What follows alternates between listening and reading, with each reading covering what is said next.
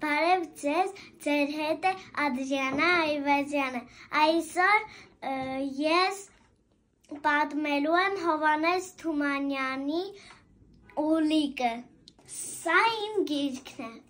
Խորը անտառում մի այծ էր ապրում։ Նա ուներ գեղեցիկ ուլիկ։ Ամեն օր այծը գնում էր արոտ անելու, ուլիկին թողնում էր տանը։ Արածում էր կուրծքը լիքը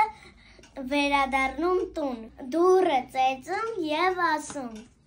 Սևուկ ուլիկ, սիրուն բալիկ, մանեմ եկես արեսար, կաթեմ բերե քեզ համար, դռնակը բաց, ներս կամ ես, անուշ կատամ քեզ։ Սևուկ ուլիկ, սիրուն բալիկ, ուլիկը վեր է թռչում և բացում դուռը։ Մայրիկը կաթ է տալիս ուլիկին, այս ամենը թաքուն տեսնում է գայլը։ Այծից առաջ գայլը գալիս է, տուկ է տալի դուռը և կանչում. Սևուկ ուլիկ, սիրուն բալիկ, մանեմ եկես արեսար, կաթ եմ բերել քեզ համար, դռնակը բաց, ներս գամ ես, անուշ կատամ քեզ։ Սևուկ ուլիկ, սիրուն բալիկ։ Ուլիկը լսում է և պատասխանում. Ես դու, քեզ ճանաչում, գնա, հեռացիր, իմ մայրիկի ձայնը գեղեցիկ է, իսկ քո ձայնը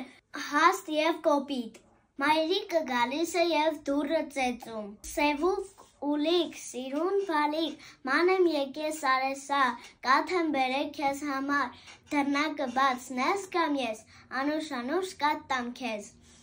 Սևուկ ուլիկ, սիրուն բալիկ։ Ուլիկը իսկույն վեր է թռնում և բաց անում դուռը։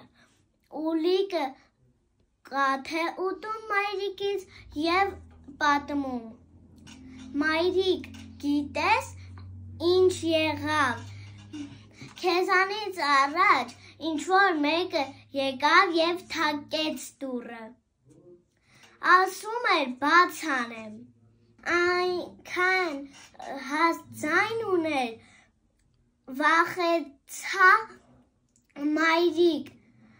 և դուռը բաց չարեցի, ապրես Սևուկ, շատ լավ ես արել, որ դուռը բաց չես արել, դա գայլն է եղել, եկել էր, որ քեզ ուտի,